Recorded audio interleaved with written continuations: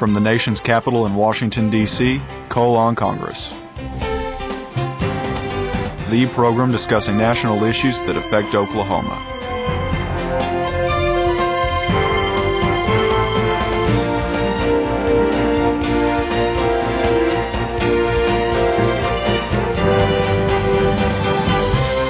Your host, U.S. Representative Tom Cole.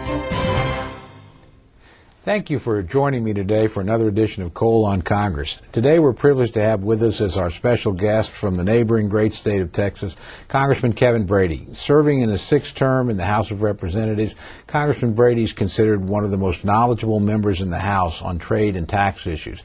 As a member of the powerful House Ways and Means Committee, he's in a strong position to impact public policy in this area.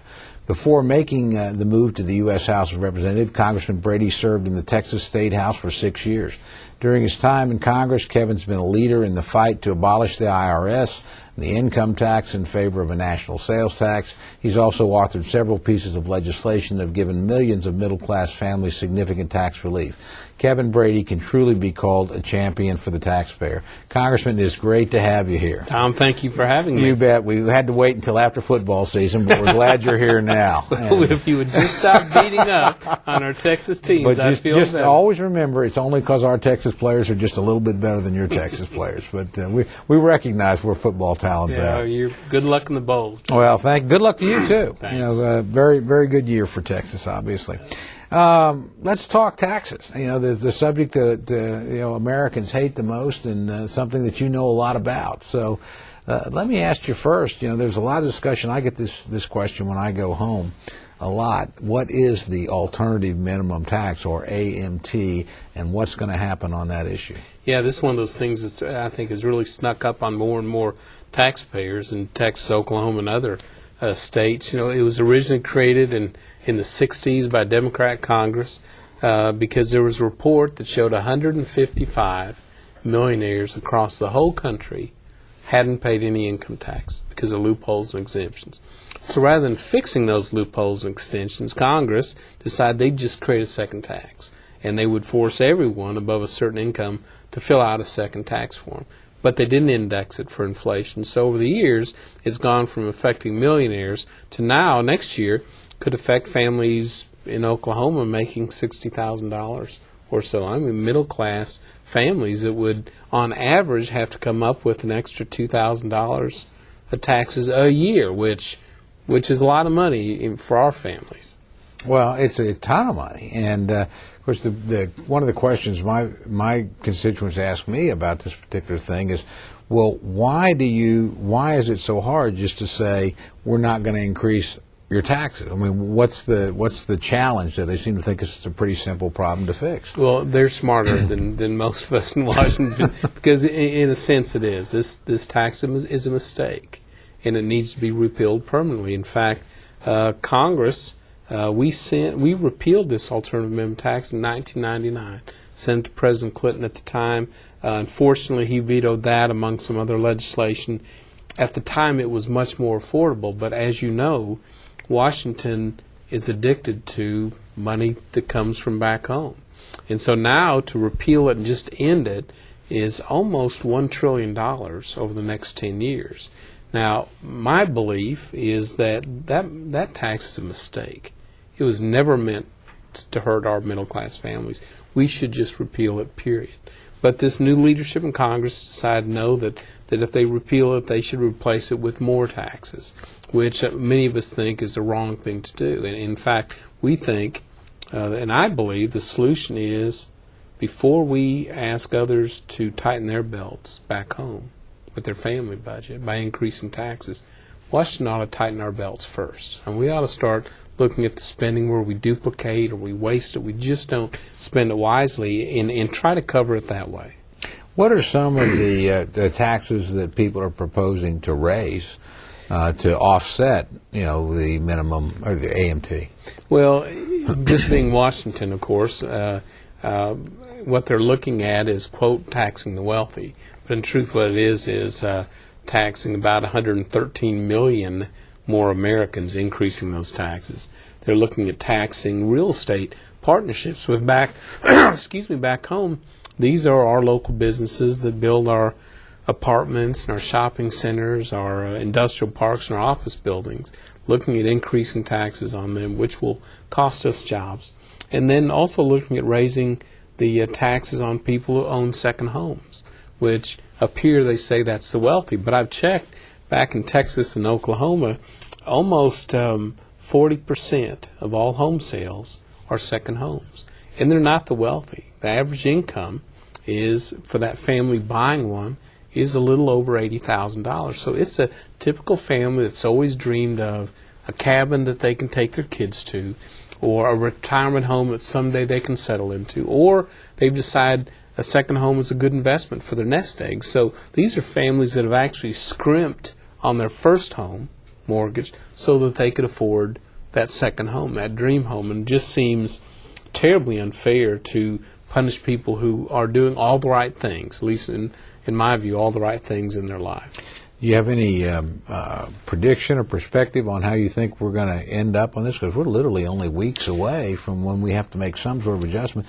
And even, as I understand it, delay in making this decision could cost a lot of people their income tax refunds. Well, you're exactly right. And as a matter of fact, this Congress is so late in acting, in fact it has on most bills, that a lot of people will not get their refunds when they expect them. In fact, it will be delayed 4 to 8 weeks for many of the taxpayers in America, which, if you're a family depending on that refund check, that's a major deal.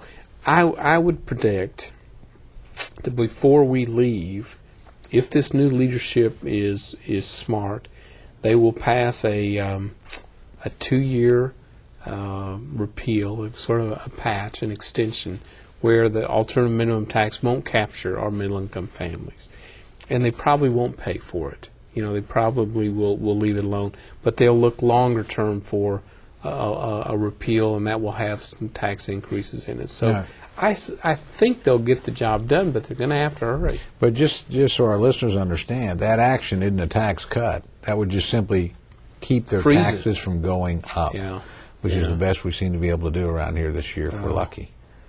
It is, and I think looking at the numbers, alternative minimum tax affects about 3 to 4 million people today. If we don't stop it, next year it will affect about 23 million taxpayers. A lot of them in our districts who have never dreamed that come April 15th, they'll be looking at a second tax form to fill out, or a second tax to have to pay up, and it's going to be a shock. Well, that, of course, not been the only tax legislation we deal with, and as you know better than me, we quite often try to deal with taxes over a multi-year period. But this year, the chairman of the Ways and Means Committee that you're on, Congressman Rangel, good friend of both of ours, although we don't agree with him very much on issues, proposed what he called the mother of all tax bills, and what some people call the mother of all tax increases. Can you tell us a little bit about that legislation, what was in it, and how you see that unfolding as we go forward? Well, every party has different philosophies, and it's reflected oftentimes in their tax issues. President Bush and Republicans, we felt like, and have always felt like, government just takes too much of families' budgets. So we've worked hard to try to lower those taxes, try to create fairness. The marriage penalty and the death tax, very unfair taxes. And we've tried to spur the economy, because we took some big hits after 9/11 and the recession and the Enrons, speaking of Texas, of the world, that really cost this economy. So we did some things to try to spur the economy and restore some fairness. Charlie Rangel wants to put his stamp on our tax code as well. And what he wants to do really is to repeal permanently the alternative minimum tax, which we all support. Wants to, unfortunately, increase taxes on a number of Americans. He would allow all of President Bush's tax relief, but for a couple things, to expire, which is a huge tax increase come 2010 and 2011. And for our two states, average family increase would be about $3,000 or so each year, increased federal tax, which is, again, a big burden. And then he would lower the tax rate for businesses and do away with a lot of the deductions and special rates for different types of businesses, which I think, by the way, is a good thing to talk about. I actually think that's got real merit. So what I didn't conclude with, and you asked originally, Tom, was what the impact is, and it's about a $3.5 billion tax increase on the American public, which is far more than all the relief we've provided them. Well, let me ask you, if we raise those taxes that much in 2010 and 2011 by letting the tax cuts that were voted on in 2001, 2003 expire, aside, we all know that takes money out of people's pocket. What do you think that does to what's, at least today, a pretty fragile economy? You know, I think it hurts it for a couple reasons. One, experts say that it will cost us about 1 million jobs just in the next 5 years. So there's a real economic hit just there. But also a lot of those tax increases, while they are veiled as tax increases on the wealthy, oftentimes that means our small businesses who file as individuals. 2/3 of our individual high-income tax returns, the IRS tells us, are actually small businesses. And they're in our community. They're the ones that are creating jobs. Whether it's in Lawton or Ardmore or Norman or throughout your district, small businesses drive our economic engine. And they're the first ones that get hurt when we raise taxes. So our big concern, of course, is that tax reform actually means tax increases and a worse economy for us. By the way, with that tax bill, America would become a world leader in something we don't like, which is tax rates across the board. America would become one of the highest taxing nations, which is hard to believe because we've always prided ourselves on being very entrepreneurial and letting people keep their money, but it's headed the wrong direction. Well, I gotta say, I thought we had a revolution about taxes. I could swear we did. 200 years ago. Yeah. Let me ask you this: you know, we've had some sort of gloomy outlook here on the AMT and the potential move to basically get rid of the tax cuts from 01 and 03. You've also been part of some big victories on taxes for the American people and the business community in your time here. So what do you think in your time in Congress have been the most significant and the most successful pieces of tax legislation that you've been involved in? You know, I think if you look at President Bush's 2 tax relief packages, which were not only large, but they had principles behind them. The issue of fairness for families who are married, who have children, you know, who work their whole life for their family farm or their small business, to have it all taken away, the death tax. I thought that was significant because people want, in America, they want to be treated fairly, and our tax code wasn't.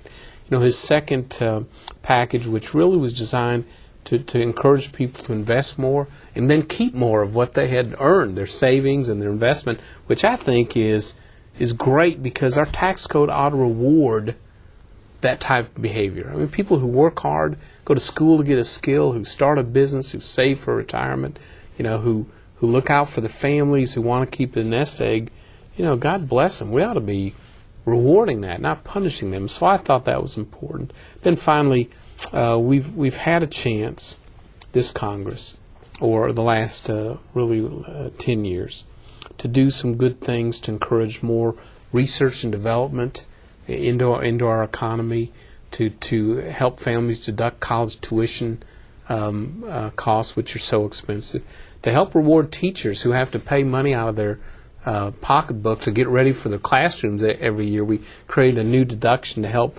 those savings. We restored a sales tax deduction so that every family in America can choose between deducting their income taxes from what they owe Uncle Sam or their sales taxes in the years they buy that car, that boat, or renovate their home. So I think we've done some good things to help families, and very consistently every year it seems like we've looked for a way to help people stretch their pocketbook a bit, and I think that's good. Now, one of the concerns you hear anytime we talk about tax cuts and those kind of things is always, how are you going to pay for them? Obviously, you're reducing taxes, you're reducing revenue. What's been the history of the flow of revenue to the federal government in the wake of those big tax cuts in 2001, 2003?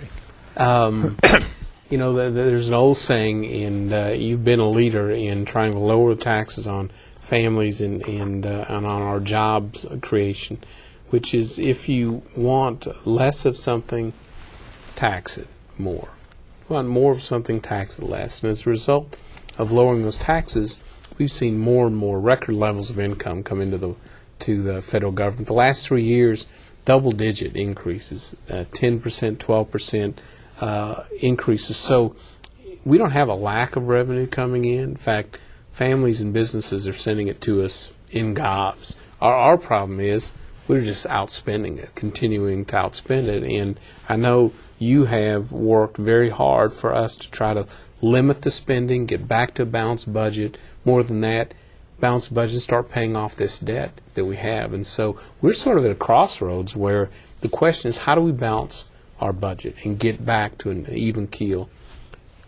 I believe, and you believe, we should start tightening our belts up here. Others believe the answer is increase taxes, and I just don't think we need to.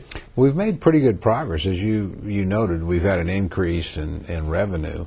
At least through this year, where have we been deficit-wise over the last several years? We know it really, we balanced it in the late 90s, and then, the recession and 9/11 impact on our economy and our stock market, really, and frankly, the extra spending associated with war and with beginning to catch up on some of the military things that we'd maybe let slide a little bit in the 1990s. We thought we were safer. Those things have been expensive. So where's the deficit today compared to where it was over the last few years? And what do you see moving forward? The good news is that we have reduced the deficit from those years right after 9/11, and but it's nowhere near where we want it to be. We've cut it in half, in just about 3 to 4 years. And if we'll keep holding the line on spending, we should see a balanced budget really in the next several years, back to balanced budget. But if we continue, as you know, spending in Washington is just like compound interest works for savings.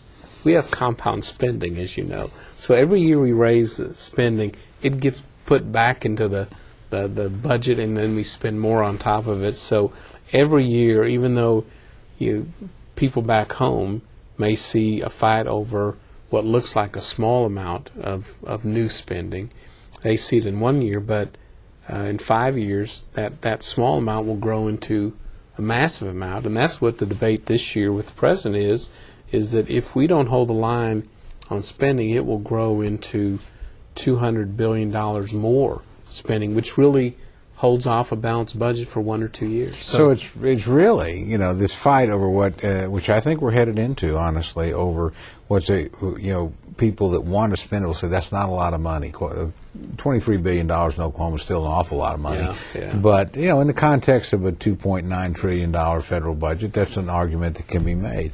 But as you say, that $23 billion is in 5 years, $200 billion.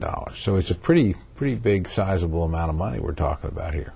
Yeah, and I have not convinced, because I don't believe it either, but my families back home and our communities, they just don't think we spend money wisely up here, and they're right. I mean, we duplicate so many programs.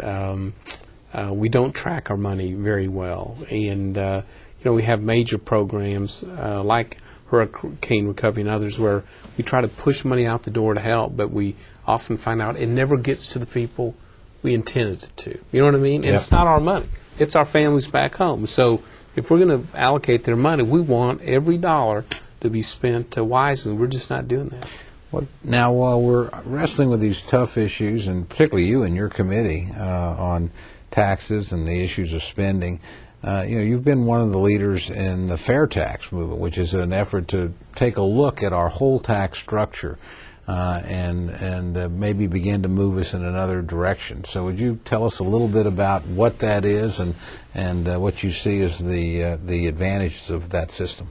Well, there is no perfect tax code, but there are ones I think are more fair than others. And the one we have today is so complex and complicated and frightening, I think, to a lot of families and businesses that I think we can do better. And one of those options is a retail sales tax where we pay one-time taxes the first time we buy something new. Everyone pays the same amount. There's no special rates, exemptions, and deductions. And I think it would not only be more fair, but I think it would help grow the economy as well. Just something I think we ought to take a good look at. Is there some sort of minimum income, or would that apply to every family, any purchase, or is there a rebate portion of that? It would apply to every family, but what's great about America is the first question people ask is, but what about the poor? How would this affect them? And the answer is this bill, the fair tax, has sort of a rebate that would pay the sales taxes for families. For example, a family of 4 would have their first, I think it's $27,000 of purchases every year tax-free. Then they start paying the sales tax like others. But the bottom line would be that people who are on fixed incomes at lower levels would basically have a lot of their purchases sales tax-free. But the others, especially those who are wealthy and consume a lot, would be adding quite a bit to the economy, and we'd capture 300 million tourists who come to the United States, the black market that we never are able to tax. So you'd expand the tax base from about 50 million taxpayers today, which include you and me, most of viewers, to 300 and some million, which I would rather spread the burden of our government out to as many people as possible, everyone paying their fair share. Well, obviously that's an extraordinarily radical but commonsensical idea. I mean, it's, as you know, trying to get things done.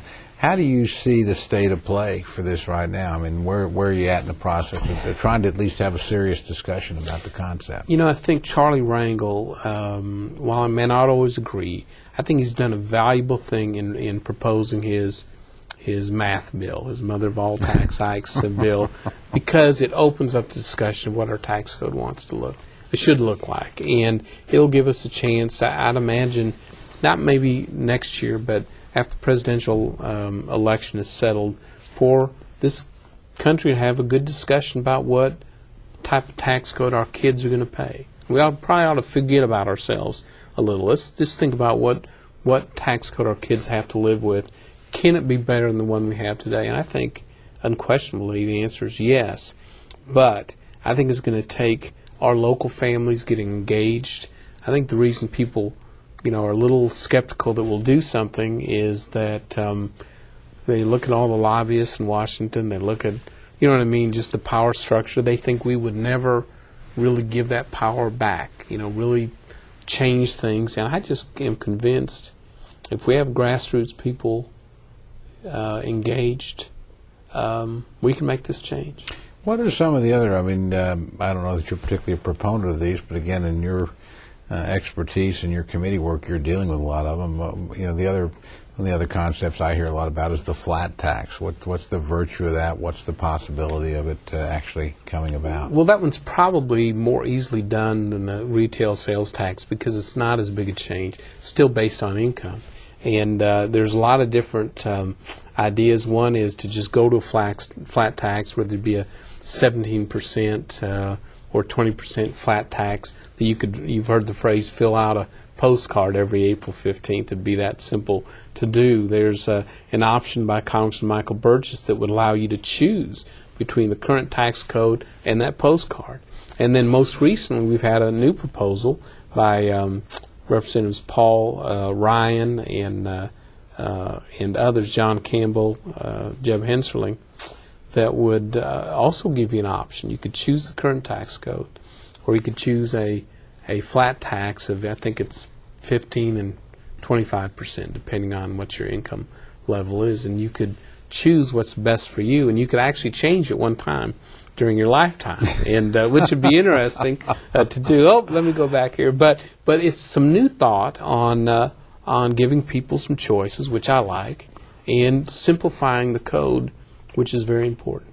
You've also been a leader, Kevin, and we don't have a lot of time, but I'd like you to touch on it if you can, in the idea of open markets around the world, or free trade, and that's a politically charged topic, but you've got some special insight and expertise on whether this makes sense for our country, what have been the consequences of it. So I'd like you to talk a little bit about where you think we are in the global trading network, and what are the things we ought to be doing as a country. Well, the principle of free trade, I think, is a powerful one. And that principle is, if you or I make a better mousetrap, we should be free to sell it throughout the world without government interference. And if someone else builds a better mousetrap, we should be free to buy it for our families or our business. And that freedom to buy and to sell and to compete, I think, is a powerful driver of our future opportunities. The problem we've got is that when our workers in Oklahoma or Texas, they can go down the store or the mall, they can buy products from all throughout the world. We're a very open market. Everyone sells in the United States.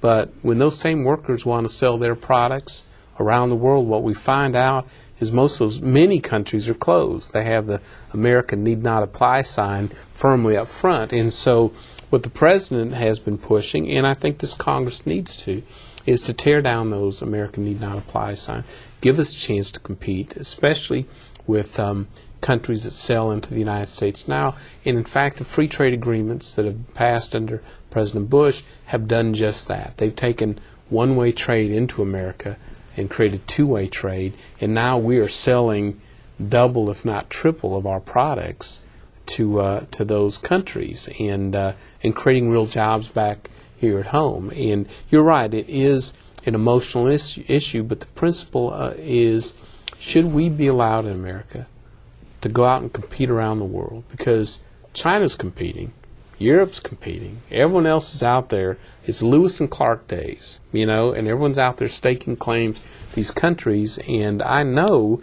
that if France lands those telecommunication contracts, they'll create jobs in France. If China lands those financial services contracts, they'll create jobs in China. So why can't our companies in Oklahoma and Texas get out there and compete on a level playing field, get a chance? No guarantees, just a chance to compete. Well, and I tell you, it is something people forget. It's a two-way street. That we have a lot of jobs in this country dependent on being able to export things all over the world. We're the world's leading exporter right now. So, and it's not been a partisan issue. President Clinton was a big leader in the free trade movement, and the Democratic Congress just passed a free trade with Peru bill that was bipartisan, obviously, to do that. So it'll be with us. Congressman, we're just about out of time, but I want to thank you for coming out today to join us on our show. I appreciate your service, obviously, in the United States House of Representatives and to our country. I hope you've enjoyed this episode of Cole on Congress, and until next time, this is Congressman Tom Cole from our nation's capital. Thank you for joining us, and thank you, Kevin, for being with us, and frankly, thank you for speaking to my constituents in an accent that they understand, because we talk like you guys do. Thanks, Tom. You bet. Thanks for your leadership. Absolutely. Thank you.